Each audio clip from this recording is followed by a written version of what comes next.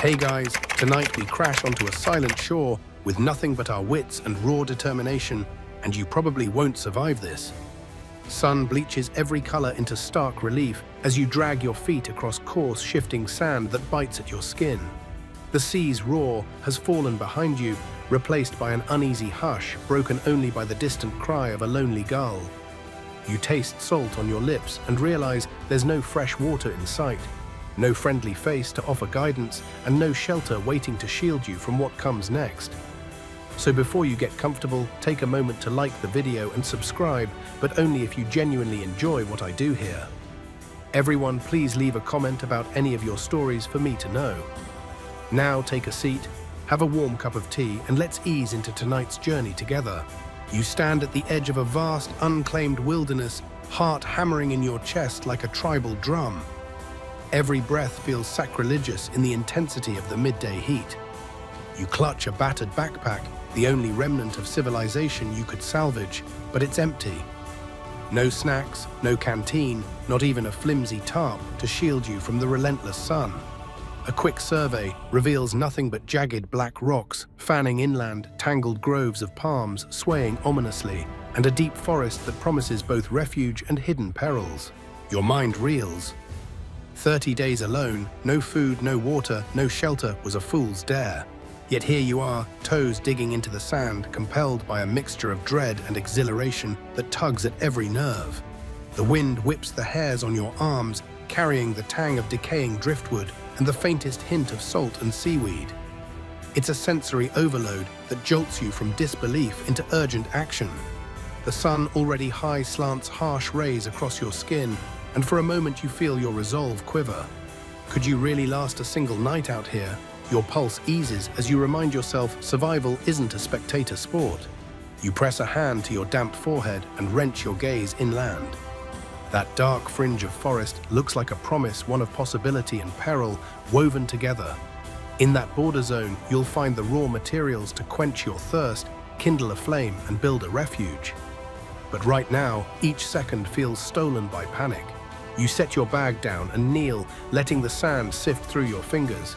It's grounding, a visceral reminder that this world existed long before any of your comforts. You inhale the briny air, feeling the tremor in your lungs settle into a steady rhythm. The shock begins to morph into focus.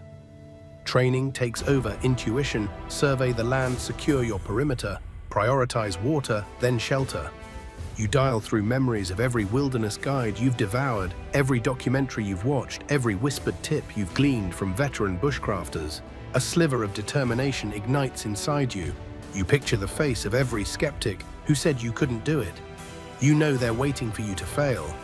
Give them that satisfaction. Never. You rise sand clinging to the soles of your boots and strain your eyes toward the scattered boulders at the forest's edge. Somewhere beyond life lurks freshwater trickles, edible greens, the promise of octopus skittering beneath shallow tide pools. You steel yourself against thirst and hunger, reminding yourself that pain is temporary, but the pride of survival lasts forever. The horizon shimmers, heat haze warps the boundary between land and sky, teasing a promise of rescue or despair. The island's raw beauty prickles at your senses, emerald fronds, grizzled cliffs, the unbroken call of distant birds. It might look like paradise, but paradise can kill. You swallow tasting grit and adrenaline. Each step forward is a choice: surrender to terror or embrace your inner resourcefulness. As you take your first footprints into the untamed interior, you realize the real journey starts now. There's a rhythm in your chest, steady sure. You're awake, alive, acutely aware that every second counts. This isn't just a test of your survival skills, it's a crucible for your spirit. 30 days alone, and you'll either break or rise stronger than ever. For now, you lean into the challenge, letting the island's austere beauty sharpen your senses. No turning back. One step at a time, you march toward the unknown. The forest's edge feels alive with promise as you step off the blistering sand and into dappled shade, but your throat is parched, a sore cutting at every swallow. You tighten your backpack straps, burying your shaking hands inside pockets that hold nothing but stale air. The world seems to shrink to a single objective: water. Without it, you know you won't last a full day. You pause beneath a leaning coconut palm, its fronds whispering overhead. Droplets of dew cling to the underside of each leaf, glistening like captive jewels. You press your tongue to your lips, tasting grainy salt and desperation. It's a small victory to have shade, but shade can't quench thirst. You'll need to get creative. Your eyes roam for clues. A network of narrow channels cuts across the sand, trickle marks that hint at recent tidal seepage. You follow the patterns, heart hammering, until you reach a clutch of rocks stained dark by moisture. Low tide must have drawn back, leaving pooled water deeper inland. You bend and cup your hands, but the liquid is brackish, half salt, half hopeful fantasy. You let it slip through your fingers. Drinking it will only accelerate dehydration. A few yards away, mangrove roots twist into the earth like entangled serpents. You recall a ranger's tip: you can harvest fresh water by tapping certain root pockets. You hunt for the swollen nodes knots where roots merge, then scrape away bark with a jagged stone you found near the shore. Your fingers bleed as you carve small notches into the root, watching clear sap trickle out. You press your palm beneath and catch a few precious drops. It tastes faintly sweet and earthy. You lift it to your lips, cherishing every volatile moment as it soaks into your dry throat. The relief is fleeting but priceless. Emboldened, you continue deeper into the understory.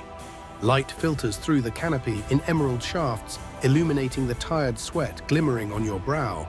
Branches and leaves form a tangle that demands focus. One wrong step could snap an ankle or send you tumbling into unseen holes. Your water-soaked rag, fashioned from a torn shirt sleeve, dangles from your belt, your makeshift filter. You fling it over your shoulder, scanning for a creek. After what feels like hours, you hear it, a muted gurgle hidden behind thick vines. You push through a curtain of lianas to find a narrow creek, its surface mottled with fluttering leaves. The flow is slow and muddy, but you can work with mud, let the sediment settle, then decant the clearer liquid on top. You kneel at the bank, using your hands to stir the water into swirling eddies, muddying it further so heavier particles will sink. After several tense minutes, you cup your hands under the surface and sip cautiously. It's grainy, but it's fresh. You feel the current of energy back in your veins. Your vision sharpens, your head clears. With renewed focus, you raise the underbrush for materials to refine this water. Vines thicker than your wrist become rope. You lash 3 straight branches into a tripod over a hollowed log. With enough time, you'll carve a wooden trough to collect drips from improvised solar stills. But for now, this creek is your lifeline. As you refuel your body drop by drop, your mind prowls for the next tactic. You remember how to build a solar, still dig a pit, line it with broad leaves, funnel condensation into a central container with a small stone weight at its center. You've seen it demonstrated in countless survival guides, yet the sun is already dipping toward afternoon and you need water before sundown. So you settle on improving your root taps and creek harvest instead of risking exposure digging pits in this heat. You use a sharpened rock to score the base of multiple roots around the creek's perimeter. Each node drips resin-like liquid. You channel it into a hollowed coconut shell you discovered on the beach.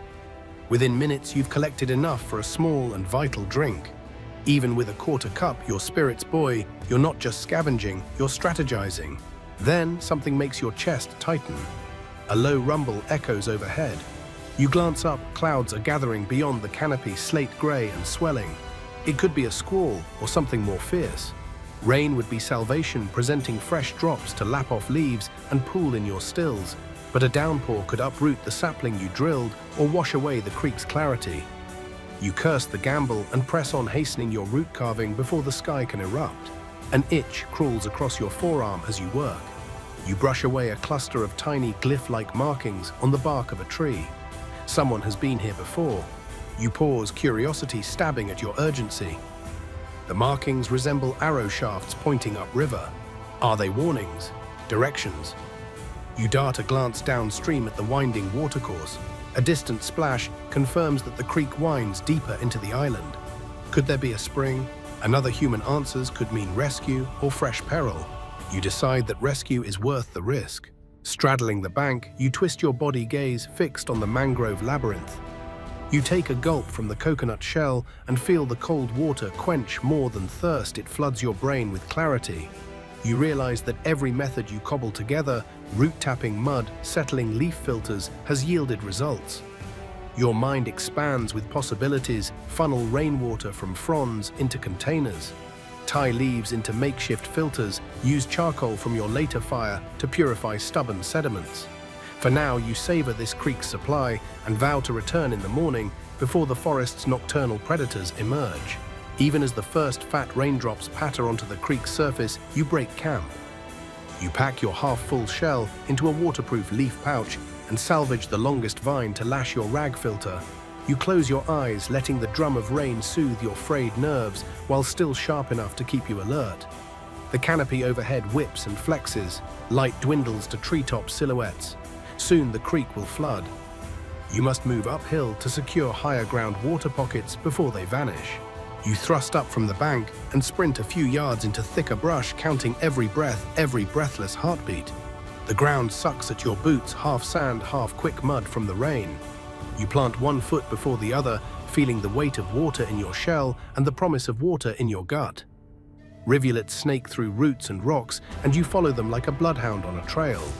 In the gathering gloom, you tap another promising root cluster and retrieve more sap, each wet drop swelling your hope. When lightning cracks overhead, you curse the theatrics, but keep going. In this forest, you are both hunter and gatherer, engineer and dreamer. You survive by transforming the raw elements, rock to tool root, to reservoir rain, to refreshment. Every drop you collect is a testament to your determination to outrun dehydration and despair.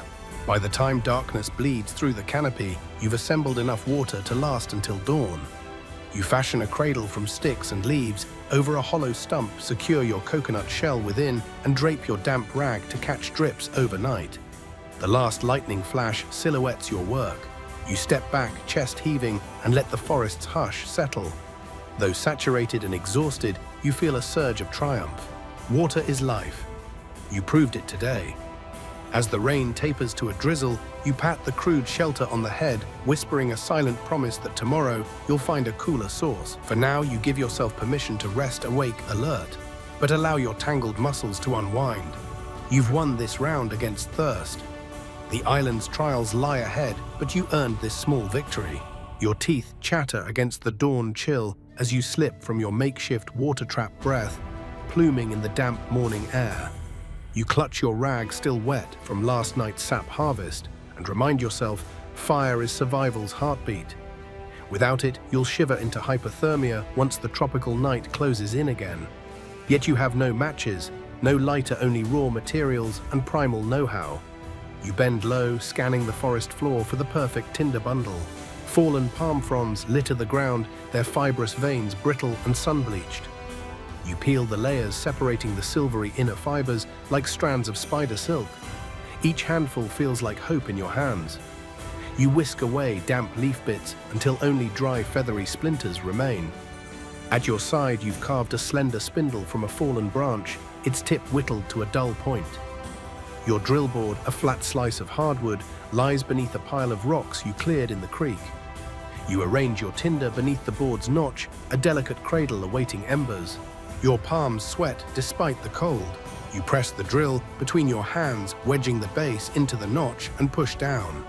You begin the primitive drill method, back and forth, pressure, friction, grinding wood into fine dust until it glows. But after 10 desperate minutes, your arms ache and the spindle refuses to spin, smoothly damp from last night's rain. You pause, chest heaving, and curse your impatience. Shaking out your arms, you pivot to the bow drill technique, hunting for a flexible vine to lash around the spindle, a sturdy stick for the bow, and a rock to serve as a bearing block. You select a curved branch camouflaged among the undergrowth, then weave the vine tightly around its midpoint. With determined strokes, you saw at the drill board, bow slicing wood fibers into powder. The rhythm is hypnotic push-pull grind. Blisters bloom on your palms, sweat drips into your eyes. Inch by inch, the notch darkens. Abrasion builds heat. Suddenly, a wisp of smoke curls from the wood dust. Your heart slams its rhythm against your ribs. You don't break the stroke, coaxing more smoke until you see the telltale glow at the grain's heart. You bank the embers into your tinder nest, breath held. Then you blow slow, steady, and the fibers ignite like dry grass in a meadow. a tiny flame dances at your fingertips. You exhale a triumphant howl. The fire is small, a flickering beacon in the damp morning gloom, but it thrives. You add twigs in ascending thickness, coaxing warm light to brush your cheeks. Flames leap crackling, and you feel ancient pride surge through your veins. For the first time, warmth wraps you in a tangible embrace. Yet you remember the creep of danger, wild animals, drawn by smoke embers that could ignite the forest. You use a flat stone to border your hearth, scattering a perimeter of gravel to starve the flames of stray fuels. You position a log at arm's length so you can retire if needed. Then you gather kindling, snapped palm midribs, fluffed coconut husks, grasses twisted into cordage. As the fire grows, you press a handful of shredded husk into the blaze. It crackles into orange glory. You lean forward, inhaling the scent of scorching fibers and wood sap. Your teeth stop chattering, muscles relax, and for a moment you bask in the flickering light. The fire's warmth seeps into your bones, chasing away the memory of last night's shivers. You cradle your knees against your chest and let the primal dance soothe your frayed nerves. Time swirls. The sun climbs overhead, rays slicing through the overhead canopy in molten rivers. You sip water from your coconut shell, feeling the heat of the flames play across your face. You know you'll need that fire for cooking octopus later, to boil water for purification, to ward off scavengers. So you keep it alive, feeding it small, steady additions of fuel. While miles of forest stretch around you, you can't help watching those flames tick by, tick. Your mind drifts to solar ignition methods. You spotted a piece of shattered glass from some long-forgotten vessel near the shore. You remembered how ancient desert dwellers used glass to focus sunlight. Why not here? You stomp out your palm frond fire, smothering it under a mound of sand, and salvage the sliver of curved glass you'd stashed in a protective leaf wrap.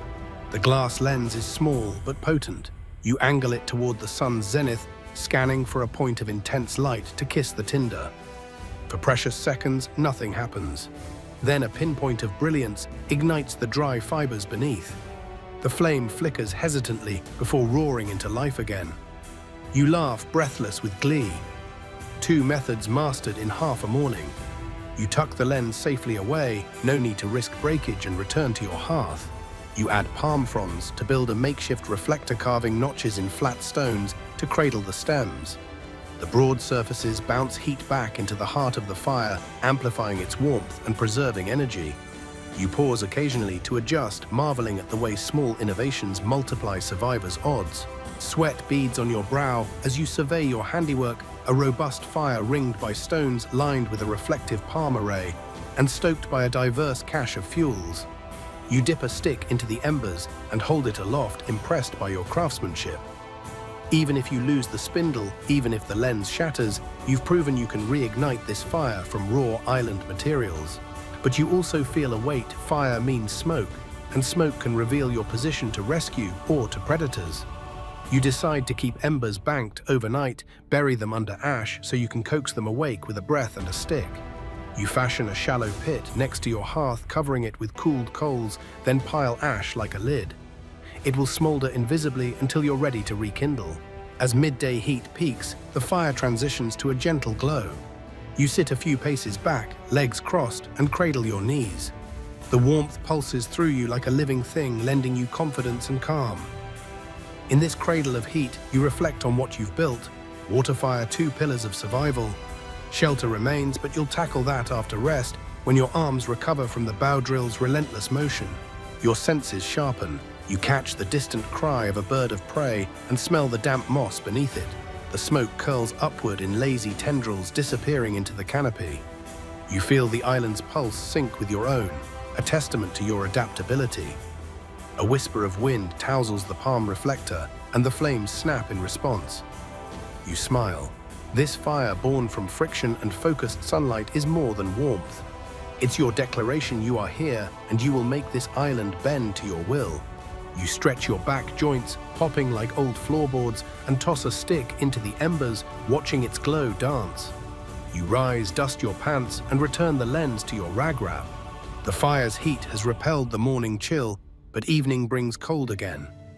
You make a mental note as dusk falls, ignite a second hearth nearer your lean-to. Maintain a watch rotation in your mind, lest sleep steal your vigilance. Survival is more than surviving the night, it's mastering the cycle. You pause one last time, eyes on the fire, feeling your heartbeat slow.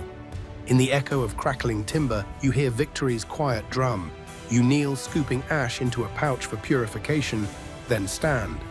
The horizon beckons with fresh challenges. Octopus hunts, shelter builds cryptic ruins. But right now you have flame. You breathe deep, tasting smoke and triumph, and step away to gather materials for your next task. Dusk's golden glow filters through the canopy as you trudge back from your hearth arms loaded with stiff palm fronds and driftwood scavenged along the shore. Your muscles throb from the Boudril marathon, but you press on tonight. You need more than fire. You need shelter. Without it, the island's nocturnal chill and hidden predators could steal you in your sleep. You survey a cluster of stout trunks ringed by ferns, the ground beneath them surprisingly dry and slightly recessed, as if nature has carved a natural alcove just for you. You drop your bundle and crouch, testing the soil's firmness with your bare hands.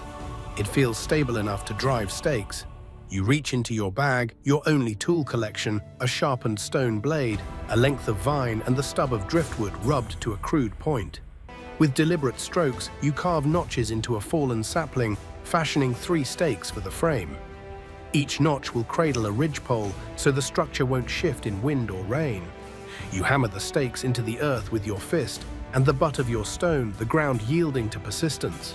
Next, you collect long, straight branches, each roughly your height, and lay them in an A-frame, leaning against a fallen log that will serve as a sturdy ridge support. You lash the branches at their apex with vine wrapping tight coils around the bark until the bond feels torsion-proof. A test tug produces no give. You slide the ridgepole into the notches of the stakes, and the skeleton of your lean-to stands firm, angled just enough to shed rain toward a swale at its base. Now comes the roofing. You sift through your palm frond pile, selecting the freshest, greenest leaves whose fronds haven't yet browned. You slot each leaflet onto the frame like shingles, overlapping them heavily, so water will cascade down and away. Each frond's midrib clicks into place against the ridgepole, held by friction and gravity. Bit by bit, the lean-to transforms from skeletal sticks into a living wall of glossy foliage. You tuck smaller ferns and grasses into gaps, weaving them through the frond stems to seal drafts and deter crawling insects. You lean in and peer upward. Shafts of sky peek through. Still, you pinch off slender tendrils and drape them across the apex, knitting a final barrier against sudden downpours. As humidity thickens, the leafy canopy rustles softly, a lullaby that feels both reassuring and eerie. With the roof in place, you turn to the floor. The earth here is cool but hard, and adrenaline still thrums in your fingertips. You gather thick layers of dried leaves and grass, spreading them evenly to form a mattress that will cushion your bones and wick away ground moisture. Each handful releases a faint earthy scent, blending with the smoke from your distant hearth. You pat the bedding flat, smoothing lumps with the back of your hand. A swarm of mosquitoes rises from the undergrowth, drawn to the sweat glistening on your skin. You curse under your breath and snatch a swirl of green leaves, peppery and aromatic, to crush in your palms. The pungent oils cloud the air, and the insects hesitate, giving you a respite to finish reinforcing the walls. You plaster mud mixed with crushed leaf pulp along the lower frame, sealing any slivers of light that betray gaps and coating the surface in an insect-repellent shield. The mud dries quickly in this heat, cracking like a brittle seal but holding firm. Stepping back, you examine your handiwork, a snug, camouflaged shelter that melds seamlessly with the forest. Rainwater will run off the palm roof and settle harmlessly beyond the bedding. The walls will block wind and conceal you from passing birds or distant watchers. The floor's insulation keeps the earth's chill at bay. And the musk of pepper leaves layered in the mud will deter mosquitoes long enough for you to sleep. You retrieve your fire-reflecting palm panels from the hearth area and prop them near the lean-to entrance as a heat buffer. Their reflective surfaces will bounce warmth deeper inside after you rekindle the embers at night. You test the entrance, crouching just inside. You can see the hearth's glow, but remain hidden from view beyond the clearing. It feels safe, like peering through a guardian's eye slit. Your shoulders sag as exhaustion rolls in, but you force yourself to finish one more crucial task: drip edge channels. You carve shallow grooves along the lean-to's eaves, angling them to guide rainwater away from your bedding. Each channel must be precise. Too shallow and it overflows. Too deep and it weakens the frame. You test each by pouring a drop of dew from a frond, watching it spiderweb along the groove and collect in a dip you've dug a few feet away. The drip edge works flawlessly. You stand in the clearing, helmeted by the shelter's canopy, and inhale deeply. The scent of palm mudgrass and distant smoke mingles in the humid air, forging an aromatic testament to your sweat and ingenuity.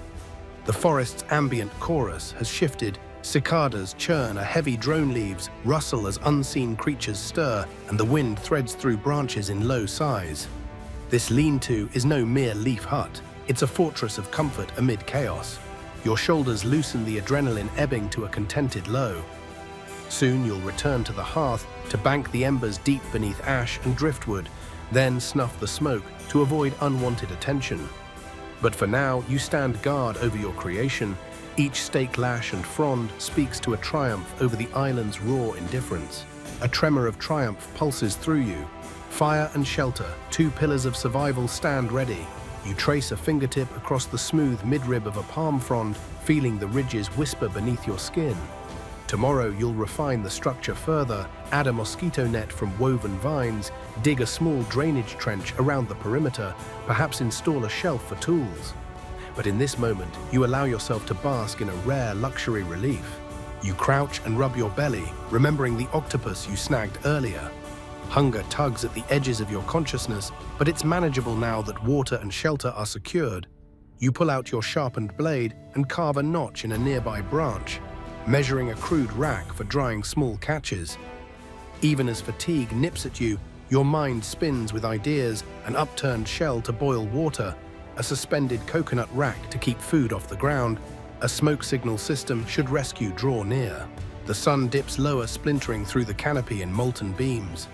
Shadows stretch long and ominous, the forest's underbelly stirring in anticipation of night. You slide inside your lean-to tight quarters, but enough to sit cross-legged. You haul in your coconut shell of water and sip deliberately, savoring the cool wash down your throat. The earthy taste grounds you, reminding you that every drop was earned. You lay your sharpened blade within arm's reach and gather the leftover palm strips, pressing them around your rag-wrapped embers to keep them alive. You tuck the bundle under your bedding so it won't be accidentally crushed, but will stay warm enough to reignite quickly. You lie back against the firm bedding head, tilted toward the slitted entrance eyes, scanning every flicker of light outside. A deep exhale escapes you. The lean-to's walls cocoon you, and for the first time since you set foot on the island, you feel something close to peace. The forest's nighttime tension still prickles at the edges, but in this leafy sanctum, you've carved out a domain of relative safety.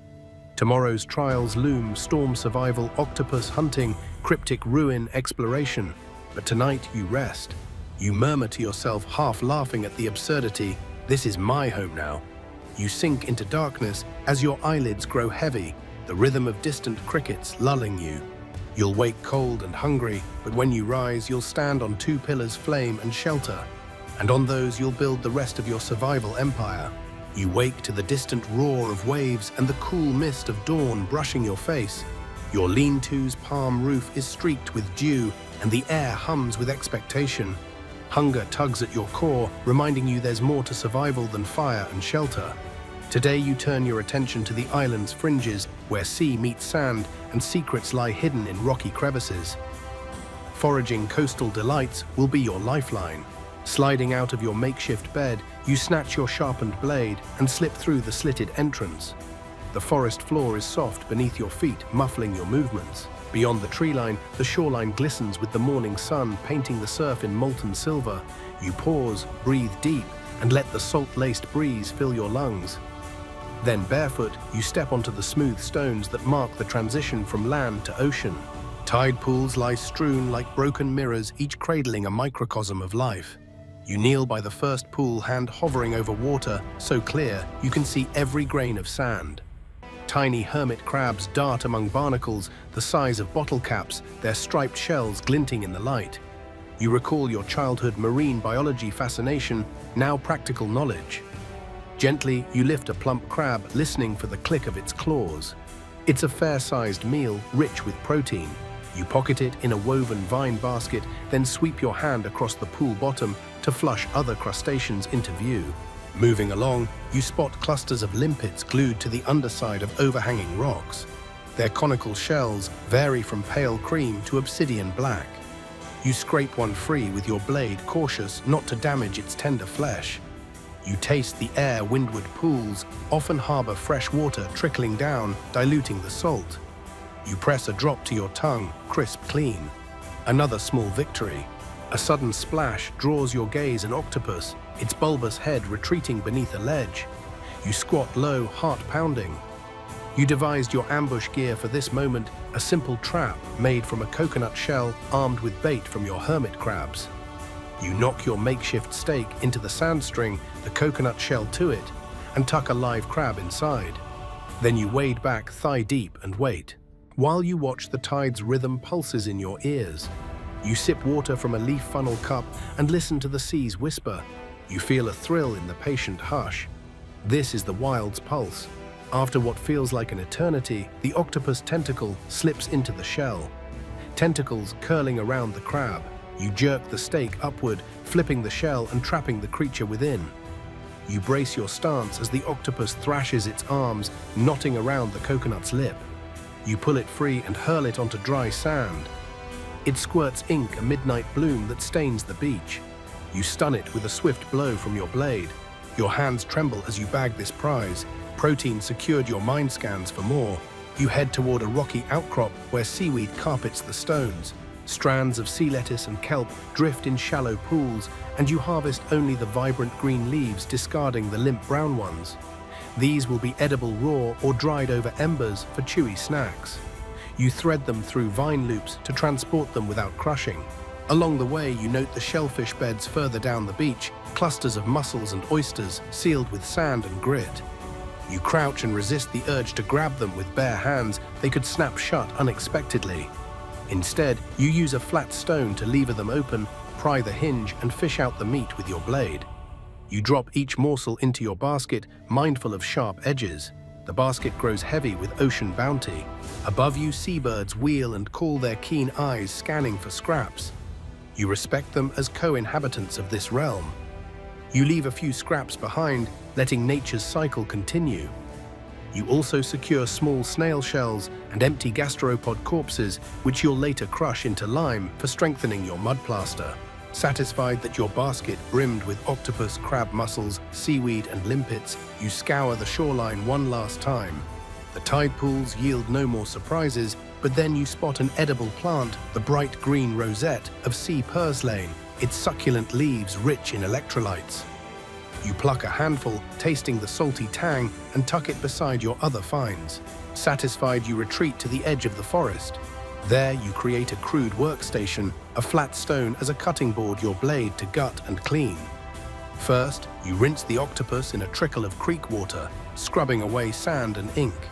The tentacles writhe one final time before you sever the head, reserving it for later broth. You slice the body into medallions, threading them onto dried vine skewers. You dot the mussels and crab onto branches, all ready for the fireside feast.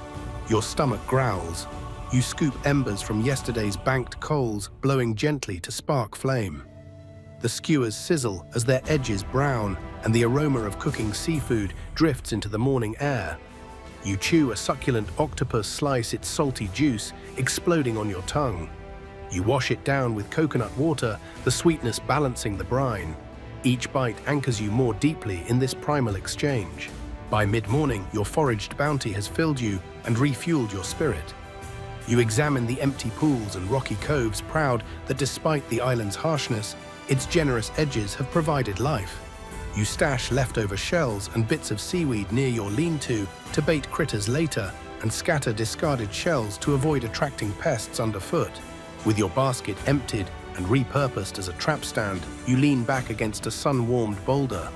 The forest canopy behind you is now a refuge, the shoreline your pantry. Your senses hum the rush of waves, the hiss of fire, the distant rustle of palms. You feel the island's heartbeat sync with your own. Hungry hunger replaced by satisfied satiation, you plot your next move, uncovering strange island secrets hinted at by the moss-covered ruins you glimpsed yesterday. But for now, you let the ocean's roar echo in your chest as you savor this moment of abundance. The island has offered a feast, one earned through patience, ingenuity, and respect for its rhythms.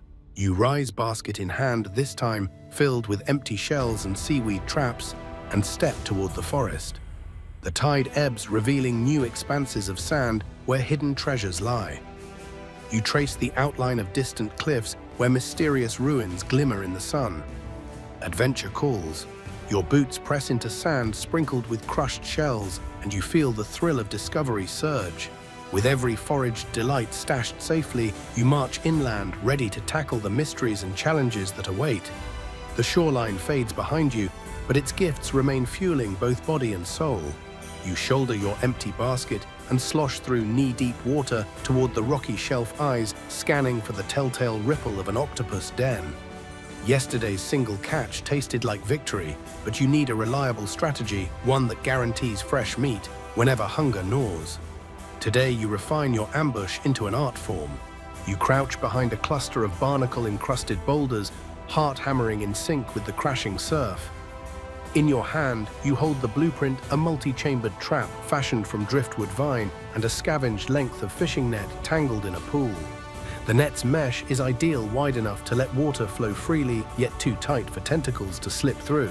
First, you fashion a frame. You lash 4 straight sticks into a rectangular cage, reinforcing it with cross braces. The frame measures roughly 2 feet long and 1 foot wide, just large enough for an adult octopus to enter, but too cumbersome for it to back out once inside. You wrap the net around the frame, tying the edges securely with thin vine cordage. At one end, you create a funnel entrance by spiraling a stiff palm mid-rib into a conical shape, its narrow end pointing inward to guide curious tentacles deeper into the trap. Next comes the bait. You dig into yesterday's shell pile, retrieving the largest crab shells thick with residual meat. You wind each shell with vine twists, anchoring them to a central spike inside the trap. Your goal is to suspend the bait just above the floor, forcing the octopus to maneuver completely inside to reach it no half measures. You sprinkle a handful of crushed seaweed trails leading from the surrounding rocks, tapping into the creature's sense of smell. The scent wafts with the tide, an irresistible breadcrumb path. You choose your location carefully, a semi-submerged crevice where the tide rises quietly and falls slowly. At high tide, the trap will float just enough to remain flush against the rock shelf. At low tide, it settles gently onto the sand without burying the entrance. You wedge the trap into position, using small stones to anchor it under the ledge. You bind a slender vine rope to one corner and run it back to shore, looping it over a familiar driftwood stake. This safety line prevents the trap from drifting away in a rogue wave and lets you haul it in from a secure vantage point. With the trap set, you retreat 10 paces and crouch behind a natural rock bench. The tide is rising. Soon the water will swirl inside the crevice. You grip a length of bamboo pole sharpened at one end. It will serve as both poke stick and spear if needed. You sip water from your rag-filtered shell, anticipation coiling in your gut like a predator. The sea's rhythm shifts as water rushes in, flooding the crevice until the trap nestles snugly. You watch the net bulge slightly under pressure, then relax again. You wait, scanning for movement. Minutes stretch, each one an eternity. You breathe shallow, ever-present hunger, sharpening your focus. Then a shadow, a ripple. You lean forward, breath held. A pale tentacle unfurls through the netting, its suckers creeping along the fiber. Another follows, probing the conical entrance. The octopus is testing your funnel, a cautious explorer in its watery domain. You tighten your grip on the bamboo pole. The creature pulses its head, dipping into the trap's chamber. It probes for the bait's source tentacles, wrapping around the crab shell. You watch the funnel bulge outward as arms coil around the bait. You prepare to pull to yank the trap free before it escapes. But wisdom whispers, let it move fully inside. If you strike too soon, you risk severing an arm and losing the meal. You wait until only a few suckers cling to the funnel's narrow exit, then you lean back, exhale, and yank. The trap slides out of the water with a roar of spray. You brace your feet as the octopus startled pulses and coils in panic. It flails inside the net, trying to reverse course. You hold the bamboo as both bar and lever, pushing the mouth closed by pinning the conical end against the rock bench. Tentacles writhe in the dark chamber. You press forward with a final shove, and the creature slides fully into the trap. Your heart hammers as you scoop the trap up and drag it ashore. You set it on a flat stone, unsecured now but safe from the tide. You hammer a stake through the netting to prevent any reversal. The octopus flails within ink, pulsing against wet fibers. You stand back, letting it exhaust itself. While it strains, you inspect the trap's integrity. The net has held firm, the funnel edges haven't torn, and the bait spike remains unbitten. You note every detail, where the conical rim bowed, where the netting stretched, and commit refinements to memory. Next time, you'll reinforce that area with extra vine lashings. After a few tense minutes, the octopus grows still. You grab your blade and clamp the trap down with a heavy stick. You slip a hand through the net, find the creature's mantle, and deliver a swift blow behind its eyes. The struggle ends. You lift the trap and empty the catch onto the rock. A hefty octopus limbs splayed, glistening in the sun. You smile, pride coursing through your veins like electricity. This trap isn't just a one-off, it's the blueprint for a sustainable food source. You can harvest multiple octopi each day without exhausting the shoreline's bounty. You gut and rinse the catch with creek water, then use your bamboo pole to pry the arms free. You wind each tentacle onto a spit fashioned from the same bamboo, ready for the fire. But before cooking, you salvage every scrap. You cut the head open to extract the ink sac for later use, an ink-based signal or survival paint. You reserve the beak for a crude knife or arrowhead after it dries. As you prepare the feast, you glance back at the trap. The tide is receding again, leaving the mechanism high and dry. You yank the safety line and haul it closer to your lean-to. You'll clean and store it under the reflective palm panels where morning sun will dry and harden the fibers. You light a secondary fire near your shelter and string the octopus arms as you did before rotating them slowly to ensure even cooking. The smell of charring flesh mingles with ocean salt and wood smoke, a primal perfume that anchors your spirit. You bite into a tentacle, the meat tender and smoky, its brine balanced by the earthiness of fire. You map out improvements, a double funnel system to trap multiple creatures, a weighted base for deeper currents, a camouflage netting overlay to avoid alarming wary octopi. You plan to set 2 traps side by side, linked by a single rope for simultaneous retrieval. By mid-afternoon, you've eaten your fill and perfected several design tweaks.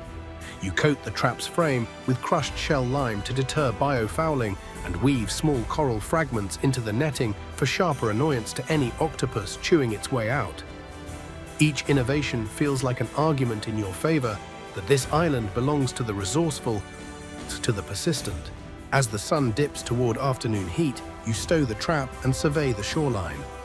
The ebbing tide reveals new nooks begging for exploration, but you resist immediate action. Each trap yields enough protein for 2 meals. Better to rest and prepare for tomorrow's trap-setting spree than burn energy on another haul now. You load the trap into your basket and shoulder it, moving inland toward your lean-to. The forest welcomes you back with familiar scents, damp earth, crushed frond, distant smoke. You feel the weight of triumph on your back, warm and solid. Tomorrow, when hunger calls again, you'll wade into these same waters, knowing you hold the keys to the octopus's realm. Tonight, you dine on success, fire-roasted tentacles, tangling your senses in smoky delight. You sip the last of your water, savoring its cool finish.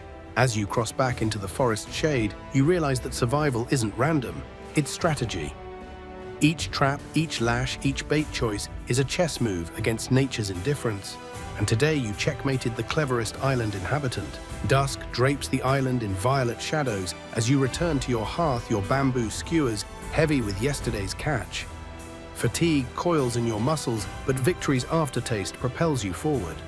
Tonight you master the art of bushcraft cooking, transforming your octopus and shellfish into not just sustenance, but ritual fuel for body and spirit. You pause at your fire pit, where embers smolder beneath a thin ash blanket. Guided by morning's success, you gently uncover the coals, stirring them back to life with your rag-filtered breath. Flames burst to life, licking upward in a hungry dance. You pull fresh kindling from your stash, smaller palm ribs and brittle driftwood twigs, and feed the fire until it settles into steady orange tongues. You position a tripod of slender branches above the blaze, crude but sturdy, its apex lashed tight with vine. From it hangs a coconut shell bowl, its interior charcoal-stained and cracked, but serviceable for simmering broth. You fill it with creek water and slide a handful of crushed limpets into the mix, imparting a briny minerality. A flick of flame and the liquid hisses, steam spiraling skyward. Next, you layer in your octopus tentacles, coiled and pierced by bamboo skewers. You suspend a second lower spit of mussels and chopped crab body bathing in the bowl's rising steam. You sprinkle shredded seaweed into the stew, its emerald ribbons dissolving into silky sheets. You nestle pieces of wild garlic, mined from a cleft in a rock pool, into the bubbling pot, their pungent aroma ponying up against the ocean salt. As the broth simmers, you craft primitive utensils, carving spoons from shelled bones left from last night's feast. Their bowls' rough handles curved from driftwood, each spoon is a testament to resourcefulness. You test the broth, swirling the spoon in the shell bowl, tasting a mineral-laced warmth that floods your senses. It's nothing like canned rations, each sip tastes of the island's essence of challenge overcome. To heighten flavor, you opt for a smoking infusion. You rake coals aside and lay a bed of fragrant hardwood chips fibers from the island's heartwood, known for aromatic smoke. On top, you drape a woven palm mat cover, creating a makeshift smoker. You nestle the skewered seafood beneath and seal gaps with mud paste. Over the next hour, the aroma of smoky sweetness curls around the clearing, mingling with sea salt carried by the breeze. While you wait, you reflect on the day's refinements, the trap's shell lime coating the bamboo spear's balance, the tripod's stability. You jot mental notes, picturing how to fashion a second tripod from sturdier timber to double your cooking capacity. You imagine carving notches to adjust spit height, enabling multi-tiered grilling. As night deepens, you lift the shell cover, unleashing a fog of scented smoke. Beneath the tentacles glisten with mahogany sheen, mussels opened into delicate shells of ivory. You transfer the seafood back onto the tripod for final sear, letting flames kiss each surface until crisp char marks bloom. You settle beside the fire, spooning steaming broth into your shell bowl. The warmth radiates through your hands, chasing away the evening chill. You taste complexity, sea and smoke, heat and herb. Each bite fortifies your body and mind, reminding you that comfort can be born from adversity. Afterward, you sip the dregs, savoring the residual warmth. You press your spoon flat and scrape every last gelatinous drop. Sated and strengthened, you let the embers fade to coals once more. You scrape those into a bed for warming your lean-to, ensuring you'll have embers to rekindle a hearth at first light. You lay out your bamboo spoons to dry on a flat rock, their handles snapping faintly as they harden. You stow leftover broth in a half coconut for an early snack before sunrise. Then, to preserve heat, you bank the coals under a reflective palm canopy, sidestepping the smoke that might betray your position. Night's chorus swells a symphony of insects, distant waves and the rustle of unseen creatures. You wrap yourself in a fern blanket, nestling against your lean-to's mud-plastered wall. In your mind, you replay the day's triumphs, water-secured, fire-mastered octopus traps engineered, and now a feast ritualized. You realize survival isn't merely endurance, but a craft woven from innovation, adaptation, and reverence for nature's bounty. Your eyelids grow heavy as you clutch the coconut snack, its cool liquid a reminder of the day's victories. You murmur gratitude to the island for its brutal lessons and generous offerings alike. You slip into the cusp of sleep, mind already dreaming of tomorrow's discoveries, cryptic ruins, bioluminescent wonders, and further tests of your bushcraft mettle. You wake before dawn, eyes blinking against the ether of sleep's last vestiges. The lean-to's earthy walls cradle you, but your mind churns faster than waves on the reef. Hunger and thirst you've staved off, fire and shelter you've mastered. Now comes the silent battle within the war between dread and determination, solitude and sanity. In this mental battlefront, the island's most insidious challenge rises from the depths of your own mind. You sit cross-legged on your leaf mattress, inhaling the cool, damp air. The forest is hushed, save for the tentative chirp of a lone bird. No human voice answers your thoughts. No familiar laugh or comforting word interrupts the swirl of doubts. You trace the grain of a palm frond, its ridges pressing into your palm. You recall how back home, a set schedule, a friendly face, even the mundane routine of coffee at sunrise anchored you. Here, nothing is routine. Every hour demands improvisation, and every sound makes you jump. Your heart pounds as memories bleed through your focus, yesterday's solitude, every echo magnified in the canopy. Last night's shadows, creatures' silhouettes dancing beyond your doorway. The way desperation tastes on your tongue when hunger pangs return midnight. You close your eyes and run through a litany of survival rules: stay calm, ration resources, keep priorities straight. But the rules blur when the mind screams, you're alone. No rescue is coming. You can't rely on anyone but yourself. You rise and pad to the fire pit. Embers slumber beneath ash. Your lungs reignite them with a breath, and orange tendrils flicker again. The warmth steadies your nerves. You cup your hands around the coals, letting the heat seep into your bones. Fire is more than flame. It's a tether to reality, a reminder of human ingenuity. You carve 3 small notches in a stick, one for fear, one for hope, one for purpose. You'll press these against your heart when doubt overwhelms a physical mantra to reset your mind. As the sun peeks through the canopy, shafts of golden light drift across the clearing. You breathe in renewal and recall the words of a former mentor: survival is 50% skill, 50% psychology. You've practiced every technique, but how do you train your psyche? You decide on a mental regimen: daily affirmations, gratitude for each resource found, visualization of rescue. You stand before your lean-to palms, pressed to the mud-plastered wall, and whisper aloud, I am strong, I am resourceful, I will thrive. A sudden rustle in the undergrowth snaps your gaze outward. Your grip tightens on your carved stick. A small lizard skitters into view, its bulbous eyes assessing you before darting away. Your body relaxes, and you chuckle at your own jumpiness. You realize that every sound here masquerades as threat until proven harmless. You vow to retrain your instincts to perceive the forest not as a den of nightmares, but as a source of life woven with risk. You fetch your notebook, a scrap of bark you've been inscribing with charcoal, and review your entries, water sources mapped. Octopus. Trap improvements, sketched prayer-like affirmations scrawled at the margins. The pages look chaotic, but they chart your journey. You smile, marking today's date beside a simple drawing of a beating heart. You might be alone, but you're not empty. Within these pages live your resilience, your strategies, your dreams of home. Yet shadows persist. At midday, when the sun's blaze saps energy, weariness drags at your consciousness. You feel your eyelids flutter, your thoughts drift to loved ones you haven't seen in years. What if you never see them again? The question hammers inside you. You pinch your forearm, feel the sting of reality. You must turn emotional weight into fuel. You stand and stomp 3 times, grounding your focus back in the present. Ritual can be as potent as prayer. You wander toward the forest's edge, seeking perspective. Each breath you draw is a reminder of life's precariousness and its potency. You close your eyes, breathing deeply, letting the aroma of moss and salt combine into clarity. You imagine the journey ahead, every chapter you'll survive, every trial you'll conquer. You frame the island not as a prison, but as a proving ground. To reinforce this shift, you craft a totem.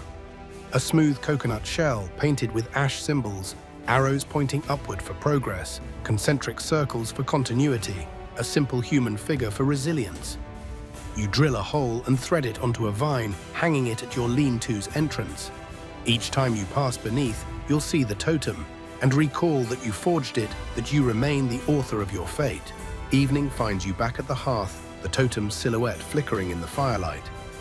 You stir the coals with a stick, listening to embers sigh. The flames reflect in your eyes as you nod to yourself, acknowledging both the darkness you felt and the light you've sparked.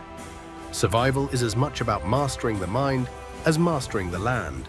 You prepare a simple meal, dried seaweed and leftover mussels, warmed on a flat stone to nourish body and soul. You savor each mouthful, affirming gratitude for taste, warmth, and purpose.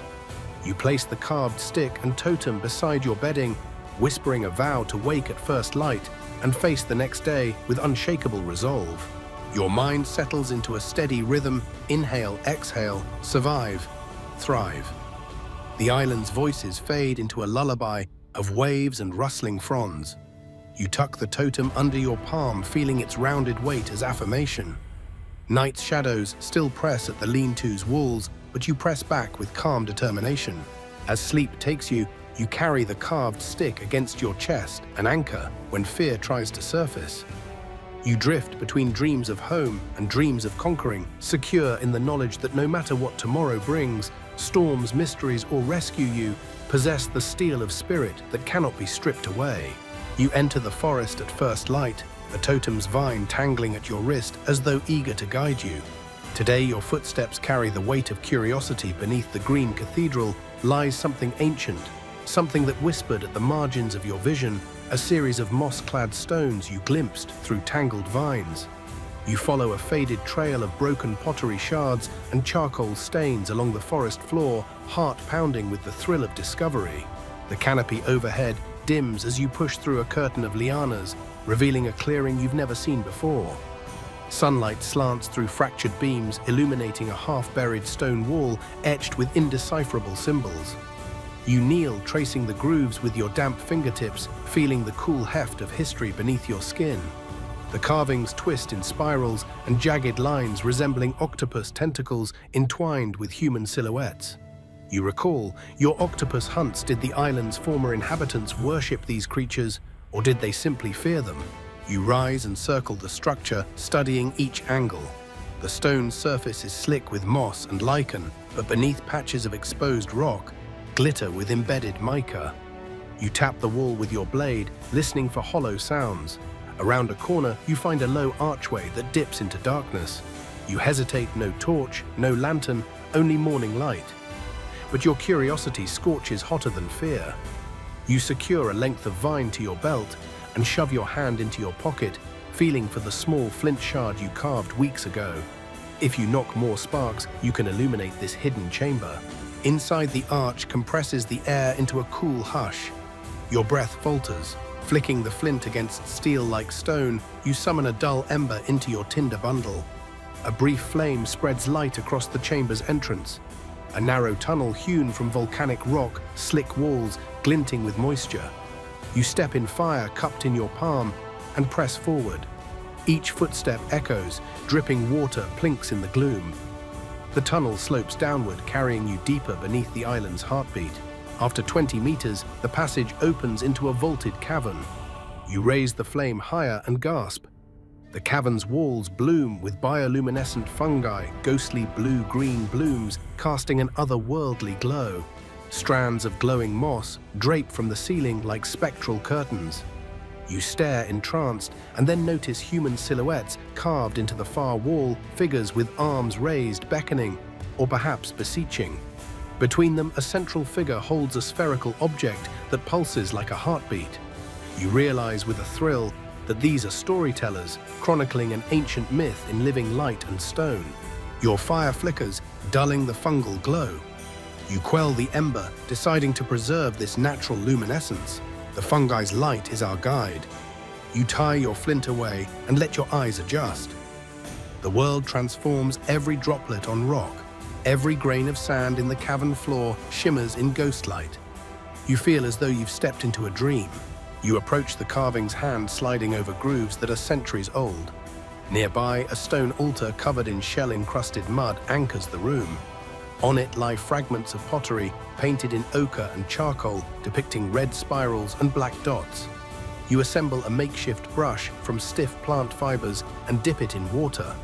Gently, you wash away centuries of grime from a shard revealing a clear symbol, an octopus coiled around a human heart. A chill pricks your spine. You've long suspected the island's fate, and your own trials tie back to this creature's lore. Your mind races. Were these people the island's first survivors? Did they worship octopi as deities, crediting them with water and food? Or did they fear their cunning, sacrificing to placate their ravenous intelligence? You dip another shard and glimpse a scene of a group around a fire, handing a vessel toward the sea. Could it be a ritual to summon rescue or invite doom? A low rumble shakes the cavern. You steady your stance as pebbles cascade from the ceiling. The island's geology flexes, reminding you that you stand on living rock. The tunnel entrance blocks out daylight, but the fungi's glow intensifies as if responding to the tremor. You shiver, torn between exhilaration and caution. The cavern has secrets, but it also holds dangers unstable, ceilings, hidden pits. Perhaps venomous creatures drawn to dark moisture. You decide to explore further. To your left, a narrower, steeper passage slopes upward, vines dripping condensation. To your right, the main chamber deepens into shadow, the fungi's concentration dimming. You choose the right, trusting the light's guide. Each step is deliberate, your foot tests for hollow ground, your hand brushes stalactites slick with emerald mold. The fungus forms a glowing arrow, pointing deeper, an uncanny marker that feels both natural and deliberate. You enter a smaller room lined with stone niches, each holding a carved bowl of basalt. Some bowls still cradle dark residue, crystallized salt, or ancient ink. You slip your hand into a pocket and withdraw a sharpened stick. You prod the residue, it flakes into glittering crystals that taste bitter like sea salt, laced with minerals. You collect a pinch in a leaf, and sample it stings your tongue, reminding you that not everything edible is safe.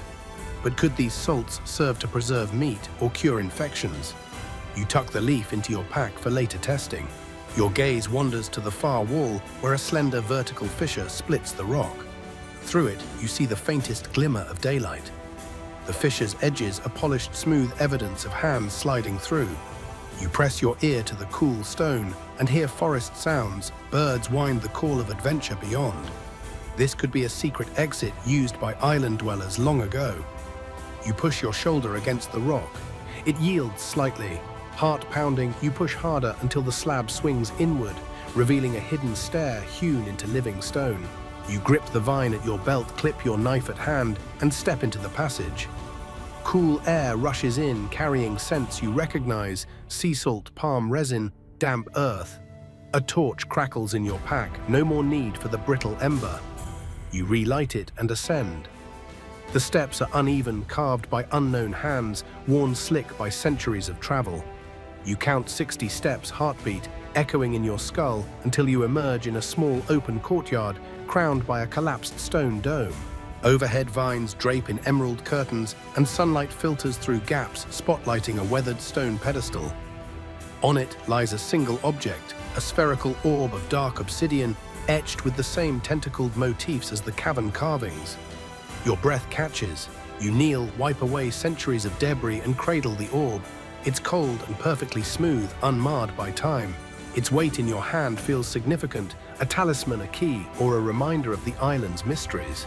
You press fingertips to its surface, and visions flicker unbidden, a circle of figures chanting by torchlight, waves crashing on hidden shores, a flash of the ocean horizon, and then your own reflection staring back in the orb's glossy sheen.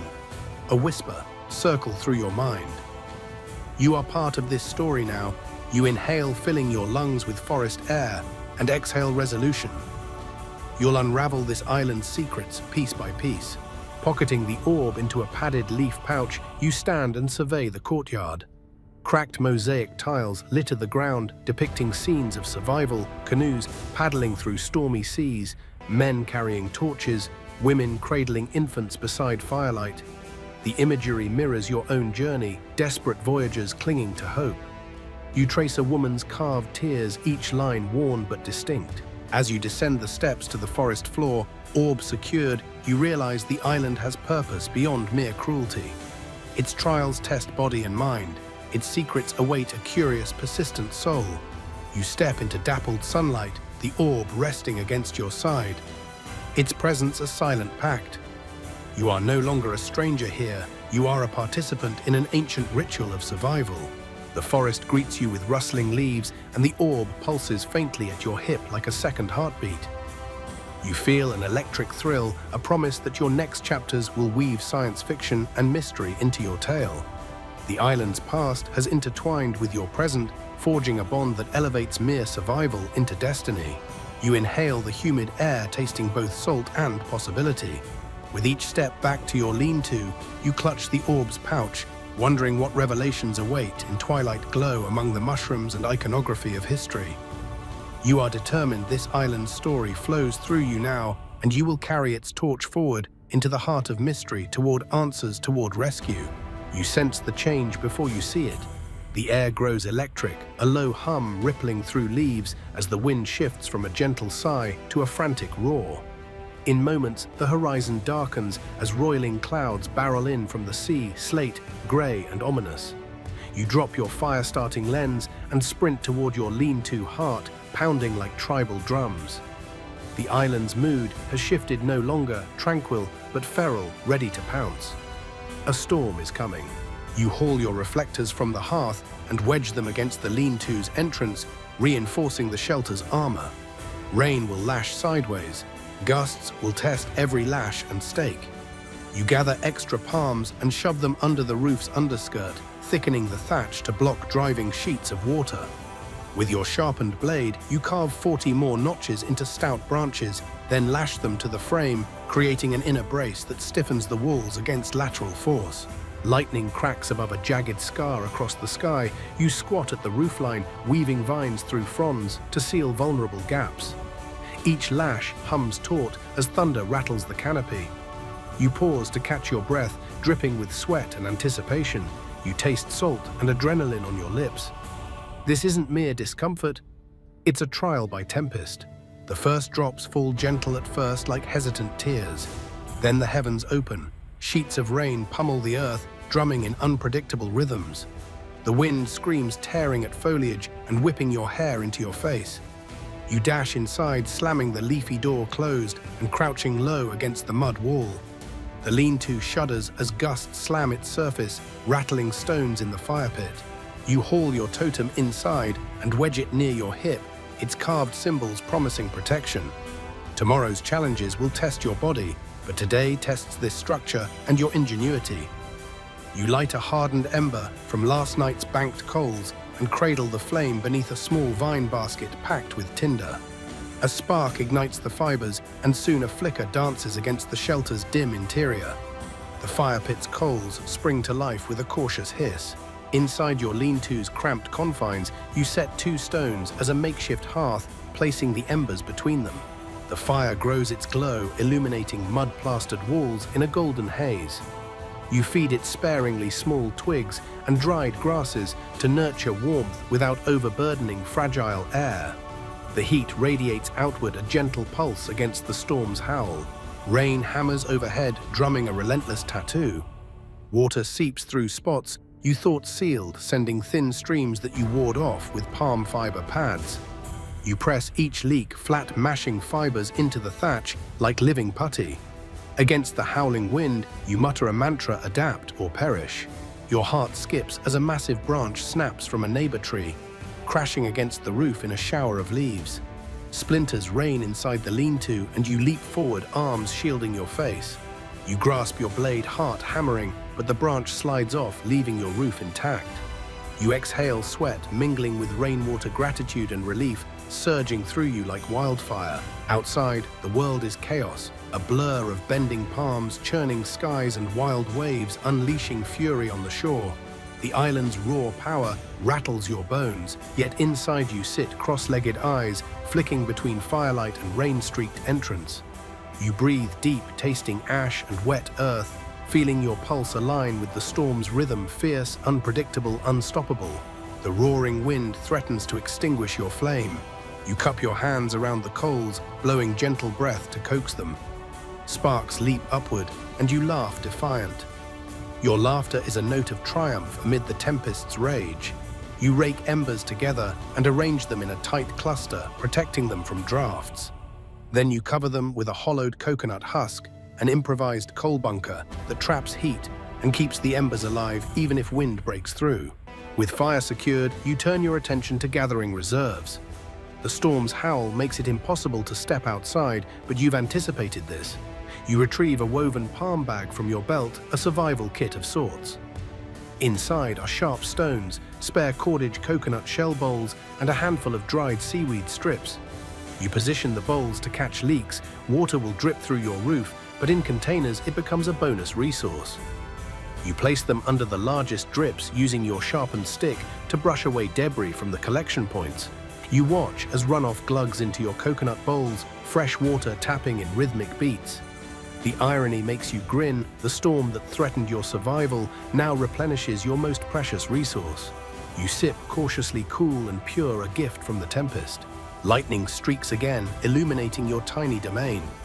Dust motes swirl in the fire's glow as the wind shrieks around you. You cradle the coconut bowl of water, tasting rain-born clarity. You scribble a quick note in your bark notepad. Storm water collected via drip catchers, adapter success. You breathe deep, tapping each finger to your carved stick of mantras, fear, hope, purpose. As the storm peaks, you feel dread claw at your chest. What if the lean-to collapses? What if embers extinguish, leaving you shivering and blind? But each breath you take quiets your panic. You recall the stability of your root taps, the durability of your bow drill embers, the cunning of your octopus traps. You've earned this moment. Survival is no accident, it's the sum of every preparation and adaptation. Hours feel like minutes as rain pounds and wind howls. Then, as suddenly as it began, the storm's fury ebbs. The wind drops to a hiss, rain's hammering softens to a patter. You wait, heart drumming, until silence falls like a shroud. You lift the husk bunker and reveal glowing coals still warm. You stoke them gently, feeding small twigs to rekindle a modest flame. You push aside a palm, split in the entrance, peeking out. The world beyond is transformed. Palm trees lie, snapped fronds litter the ground, and the shoreline churns with whitecaps. A massive log has washed ashore, its barnacle-encrusted hull a dark reminder of the ocean's wrath. You step out, rain-soaked but resolute to survey damage. Your lean-to stands proud, its fronds tossed, but framing the entrance like a war banner. You gather fresh branches to repair the thatch, weaving them quickly into place. You reinforce weakened stakes with spare braces you carved days ago. You nurse the fire until it stands bright, then pack embers into ash across your hearth. You refill your coconut bowls with fresh rainwater and sip deeply, feeling vitality return with each mouthful. By midday, the storm has passed completely, leaving the island washed clean and brimming with new resources. Fresh water, fallen wood, and a landscape reset. You survey the aftermath. Every broken branch is firewood, every puddle is fresh water, every leaf rain, slick is tinder. You exhale, tasting wet earth and triumph. Back in your lean-to, you sit beside the fire throat, warm stomach, full shelter, secure. You mark today's date in your bark journal and sketch a simple diagram of your storm-resistant lean-to upgrades. The island has tested you, but you have endured and adapted.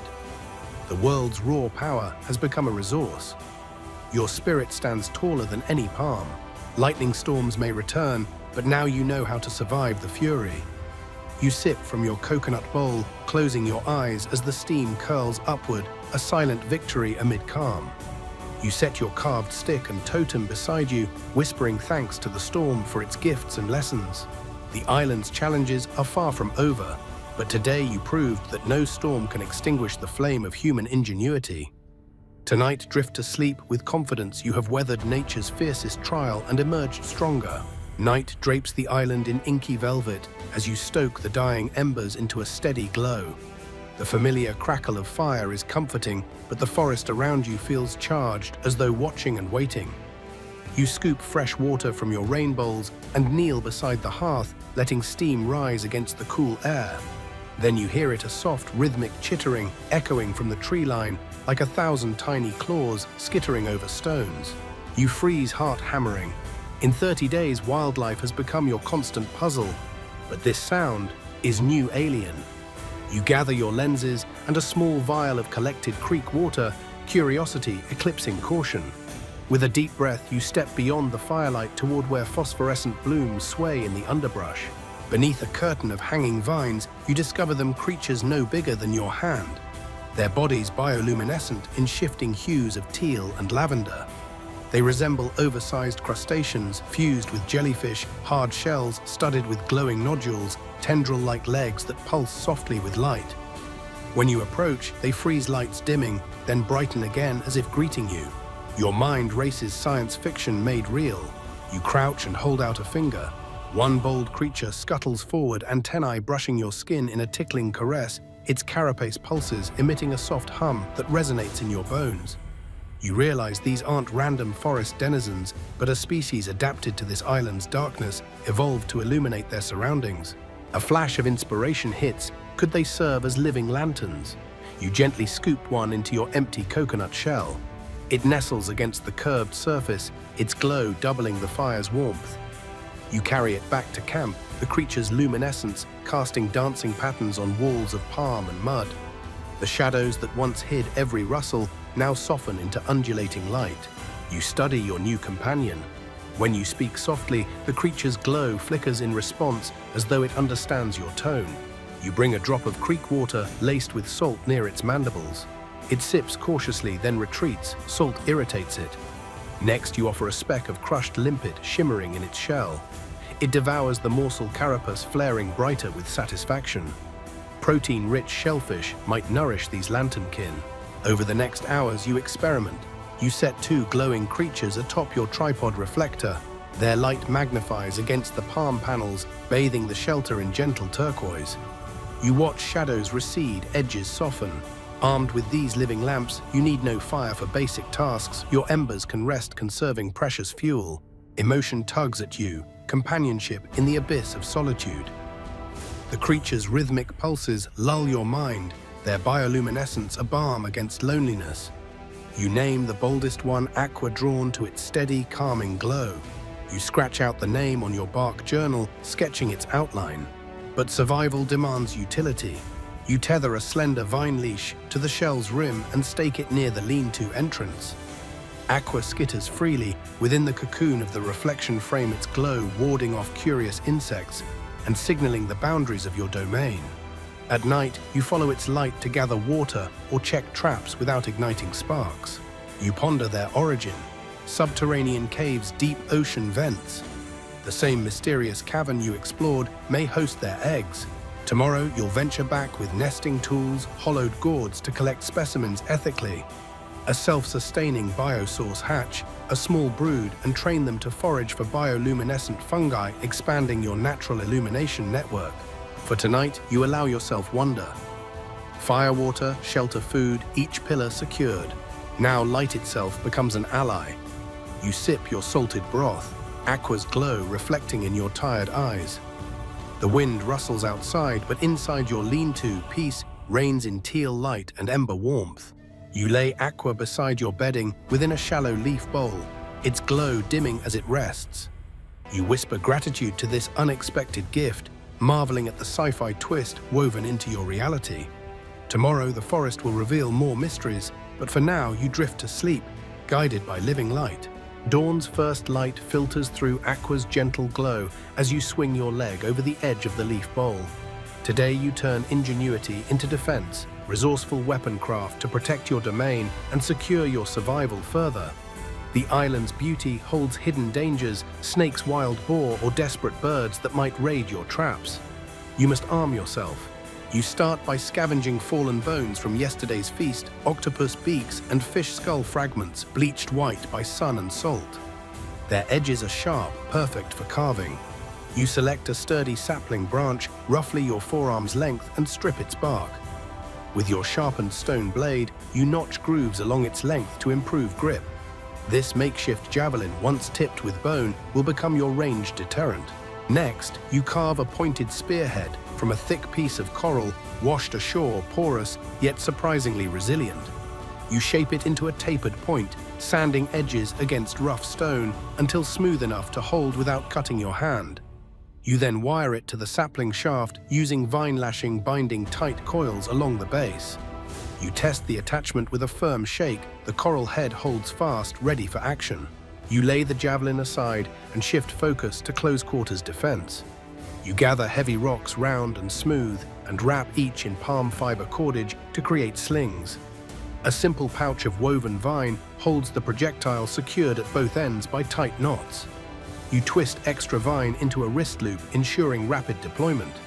With practice sling release snap, you'll have a reliable ranged weapon for small game or surprise threats. As you finish, the sun climbs high and Aqua's glow recedes in daylight. You sip water from your drip catch bowls and test your new arsenal. You stride to a nearby clearing, placing a coconut skeleton target against a rock.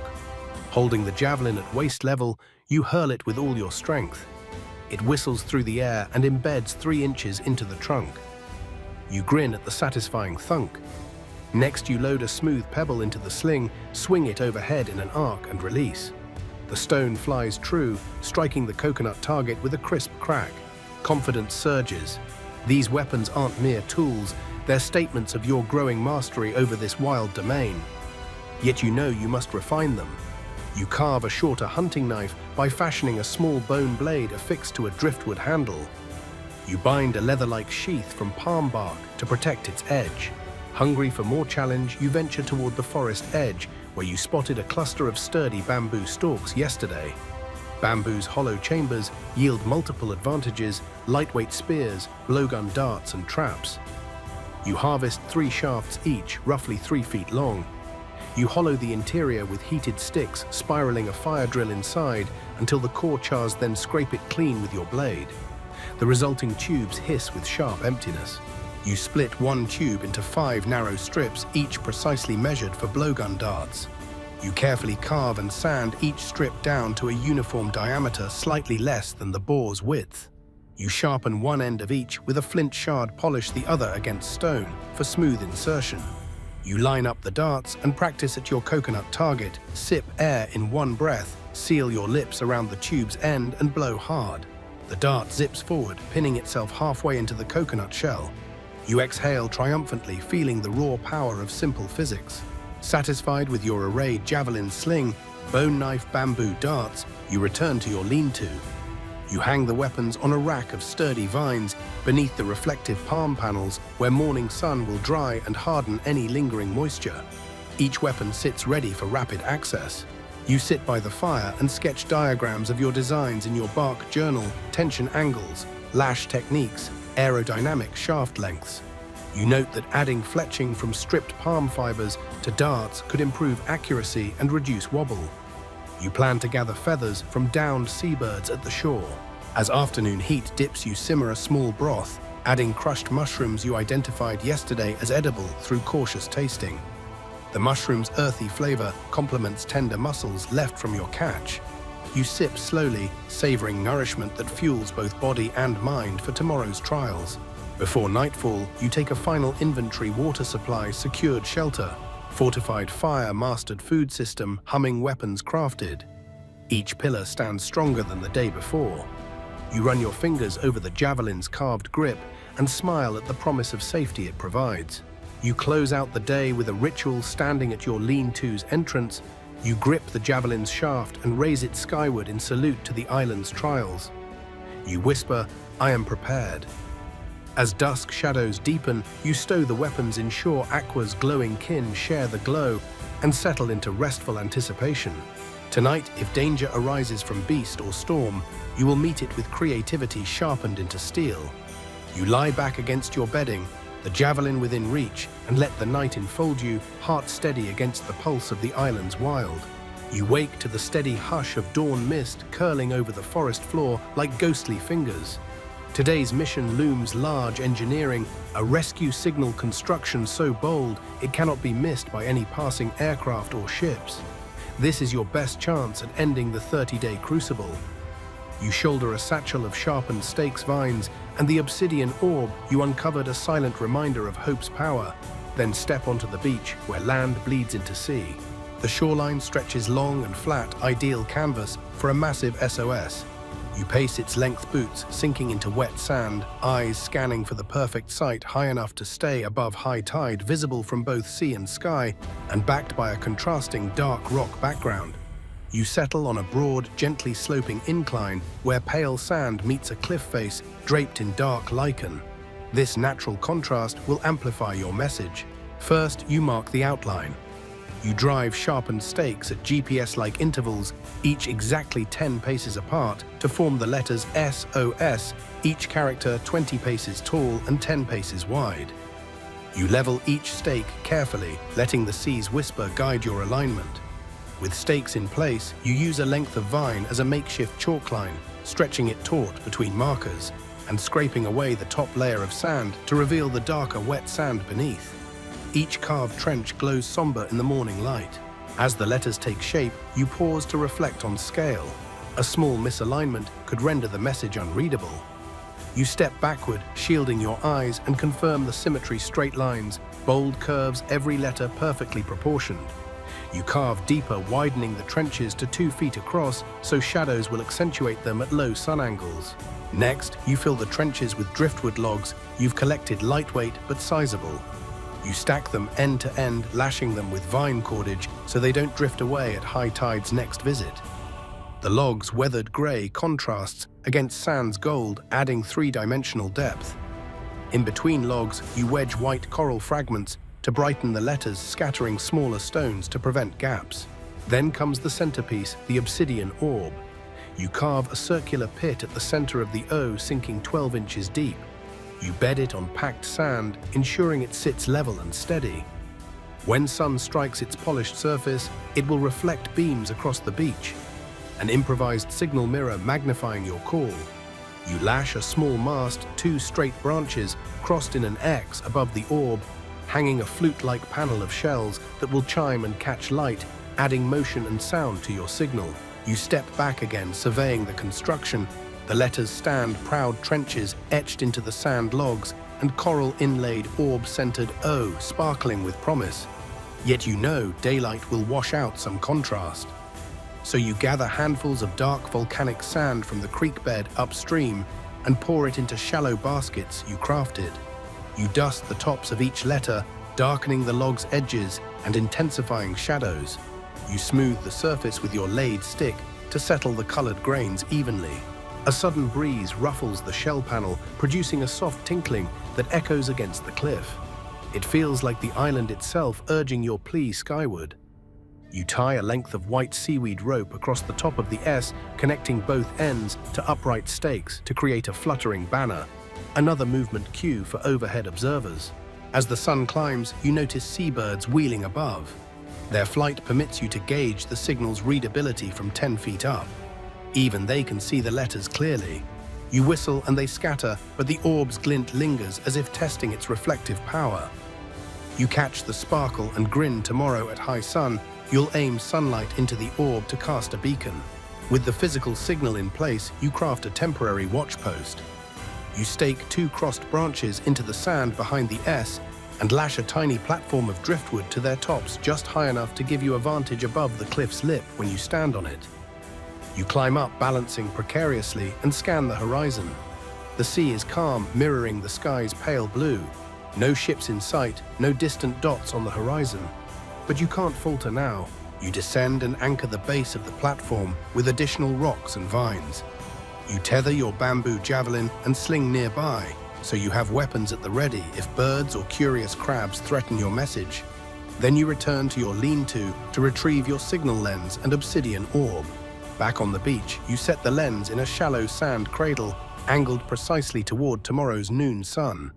You enlist Aqua's glowing kin to settle on the rim, their bioluminescent pulses guiding you as dusk falls. Even now, under silvered moonlight, the letters appear ominously clear, an imprint of human desperation. You pour fresh drip-catch water into a coconut shell and sip slowly, letting the weight of what you've built settle in your bones. As night deepens, you crawl into your lean-to and map the signal's design in your bark journal: dimensions, materials, maintenance notes. You draw a small map marking the watch post and the lens cradle. You plan to return at first light to clear any drifting debris, refill volcanic sand, and polish the orb. Your heart clenches with anticipation. This signal embodies every lesson you've learned: site selection, resource integration, innovation under duress. Tomorrow you will stand atop the platform and reflect sunlight into the sky, a beacon born from sweat and unwavering resolve. For now, you allow yourself a moment of calm. You tuck your tools, blade, lens, and vine into your belt, ready for an early dawn. You whisper to the orb's pouch, soon they'll see. You lie back, exhaustion permeating your limbs, yet beneath that fatigue pulses fierce hope, a spark that no island, no storm, no solitude can extinguish. You awaken before dawn, adrenaline thrumming in your veins as you recall today's task, push past every limit to survive your final nightmare. Final day desperation. Your body aches with 30 days worth of exertion, but hope's ember burns hotter. You strap on your satchel, refill your coconut water, and step onto the beach where the tide has erased half your SOS, reminding you that time is slipping away. You jog toward the cliffside watchpost, heart pounding with each footfall. The platform creaks under your weight as you climb, offering a panoramic view of a vast, empty ocean. The horizon glows faintly with dawn's promise. You grip your bamboo javelin and sling over your shoulder tools for both survival and signaling. You scan for any flicker of rescue craft, but nothing moves.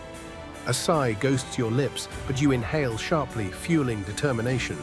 Below the sand message lies battered by wind and waves. You descend and rush to clear debris, twigs, seaweed, pebbles that blur the letters. With hasty strokes, you reapply volcanic sand into the trenches, pressing it firmly to withstand incoming tides. You stake additional logs at the edges, anchoring them with heavy stones to guard against erosion. Each pounding wave tests your work, but you stand firm, shoulders squared against salty spray.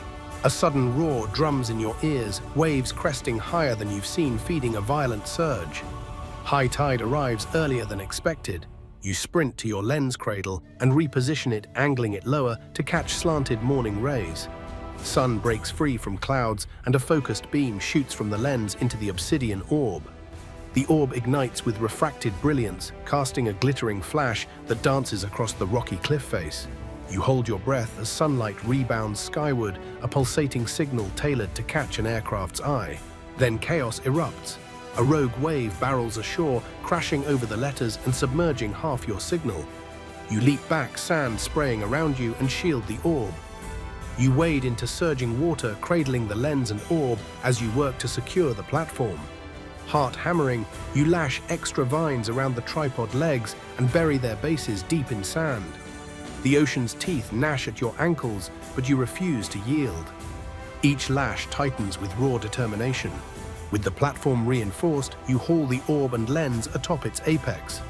Water drips from your hair as you position the reflective lens at the orb's core. You twist the orb slightly, testing multiple angles until a beam of light erupts into the sky, sharp, unwavering, and impossible to ignore. You whistle a wild note of triumph that is swallowed by the surf. Exhaustion crashes over you, but you can't stop. You dig fresh trenches to restore buried S and O, scooping wet sand around logs to stabilize them. Your arms tremble with fatigue, each movement a testament to willpower. As you work, you reflect on your journey from parched rookie to island pioneer. Every hardship has forged grit unmatched by any storm. Above seabirds, wheel drawn by the flash. You watch as one circles low, then higher, perhaps an omen of rescue. You don't let yourself hope too early. You refill your coconut bowls with rising tidewater, proof that even desperation yields resources. You sip, letting salt and spray mingle as a reminder of the ocean's duality. Mid-morning sun slices through overcast haze, and your signal pierces the heavens in rhythmic bursts. You climb again to the watchpost, scanning through your makeshift spyglass, a hollowed bamboo tube fitted with flint-shattered lenses. You sweep the horizon. Nothing yet. You grit your teeth and whisper encouragement. Come on, you plead to the sky. Hours stretch. Your energy wanes, hunger claws at your gut. You unstring a dried mussel and pop it into your mouth, savoring its ocean-packed flavor. You lean against the platform, sweat and seawater stinging your eyes. Just as your vision blurs, a distant shape breaks the horizon, a tiny silhouette riding on a glint of sunlight. You blink, then catch it again, a speck that grows with each heartbeat. Your chest tightens as the shape sharpens into a vessel's dark hull bow, cutting through swells toward your beach. You drop to your knees, overwhelmed by relief and disbelief. You lash the orb and lens securely as the ship veers toward your SOS. A plume of smoke from its stack trails behind like a signal in reverse. Your knees give way and you land in wet sand, tears mingling with salt water. You punch a fist into the air, voice cracking, "I did it." You scramble to your feet, arms wide as the ship's mast appears over the horizon. You sprint along the trenches, waving your javelin like a banner. The crew must see you, they have to. The vessel slows its captain, steering toward a shallow inlet you noted in your journal. You rush into knee-deep water, still shouting and waving with every ounce of breath. The ship's bow grounds gently and a small boat is lowered. Figures emerge white uniforms, stark against your sunburned skin. They navigate crashing waves toward you, oars slicing the water in disciplined rhythm. You step forward, utterly spent, yet electrified. The small boat's nose nudges your umbrella of sand, and you climb aboard, arms still raised. A voice calls static laced over a radio you can't decipher, but its tone is unmistakable rescue. Relief floods through you in cascading waves, each swelling with gratitude and wonder. As the engine hums beneath you, you look back at the island, your crucible, your forge, your teacher. The SOS remains carved and held by logs, the lens and orb still glinting. This battered paradise is where you shed fear and tempered resolve into unbreakable steel. You tuck your javelin into a secure lash and turn to those who saved you. With a final glance at the shoreline that tested your every fiber, you offer a salute. Mud-caked, burned, and triumphant, the waves carry you away each stroke. A testament to your journey. The island recedes behind you, scars and triumphs etched in sand. The small rescue boat rocks beneath your feet as the uniformed crew helps you aboard, their voices a jumble of concern and congratulations. Salt crusts your hair, sand clings to every seam of your soaked clothes, and your body aches from head to toe. But you feel lighter than air. As the boat backs away from the shore, you turn one last time toward the island, your crucible, your silent companion for 30 relentless days. You wrap your arms around yourself, not from cold, but from the surge of emotions flooding your chest. Relief, disbelief, triumph, and a deep sense of kinship with the wild place that tested you. You remember every sunrise spent coaxing embers into flame, every midnight whisper to your totem carved in charcoal, every tense moment awaiting an octopus's strike on your trap. Each trial built the steel sinews of your spirit. The crew fires up the motor and the hum thrums through your bones. You settle against the boat's edge, scanning the shoreline where your SOS still stands, half reclaimed by wind and tide, yet defiantly intact. You recall the precise angles that caught sunlight in the obsidian orb, the rhythmic chime of shell panels echoing hope into the sky. Your signal worked. You saved yourself. A medic assists you to a dry seat under a canvas tarp. You sip water offered in a steel canteen, cool, metallic, and unimaginably sweet. The first taste of manufactured convenience sends a shiver through you. You try a bite of rations, dense, familiar, sterile, and find yourself chewing slowly, savoring the stark contrast to the island's smoky, briny feasts. Each mouthful feels like a bridge between two worlds. You glance around at the crew, their crisp uniforms, polished boots, and efficient gear. Their radios crackle with routine updates. To them, this is a mission accomplished, one of many. But to you, this moment is everything. You press a hand to your heart, feeling the pulse steady beneath your fingertips. You realize that rescue didn't just free you from isolation, it unleashed a new awareness of your own strength and adaptability. The boat clears the reef and joins the larger vessel's hull. You climb the ladder with shaky legs, crew members offering words of praise. On deck, you register third-person details, the endless swell, the distant sparkle of sunlight on water. The tilted horizon that once loomed hostile is now a canvas of possibility. You lean against the rail, closing your eyes, letting the sea breeze wash over you, tasting freedom. A captain's voice invites you below deck for a medical check. You nod and follow, stepping into bright lights and the hum of medical monitors. Sterile air replaces salt-laden wind. A doctor measures your vitals, marveling at your resilience. You wince as he probes bruises and sunburned skin, each reminder of the island's unyielding embrace. Yet inside you feel whole, reshaped, reborn by hardship. In a quiet moment, you retrieve your bark journal from your satchel. Its pages are dog-eared, stained by water, but bursting with sketches and notes. You flip through each entry, the root tap's bow, drill diagrams, the octopus trap blueprints, fungus carvings, the SOS plans. You trace the cluster of symbols beneath Section 9's entry, where you discovered the obsidian orb. You realize this journal is your legacy, proof that the human spirit can innovate and endure. You tuck it safely into your pocket, resolve imprinting on your mind. You will share these lessons. Later you stand on the deck as the vessel rounds a bend, revealing the mainland's silhouette, a ribbon of green hills and distant buildings. Tears prick your eyes. You feel both the weight of departure and the pull of new beginnings. Your isolation has passed, but its lessons remain etched in muscle memory and mind. A crew member offers a uniform shirt and a wool cardigan. You accept stepping into the crisp fabric as if donning a new identity. You smooth the material over your sun-warped skin and feel a pang of dissonance. Civilization's comforts feel alien after 30 days of primal existence. You close your eyes and remember the first night's wind-whipped dread, the first triumphant spark of flame, Aqua's gentle glow, the storm's howl, the hush of bioluminescent fungi. These memories anchor you to your truth. You are more capable, more alive than you ever knew. The captain approaches and clasps your shoulder. "Welcome home," he says. You nod, voice thick.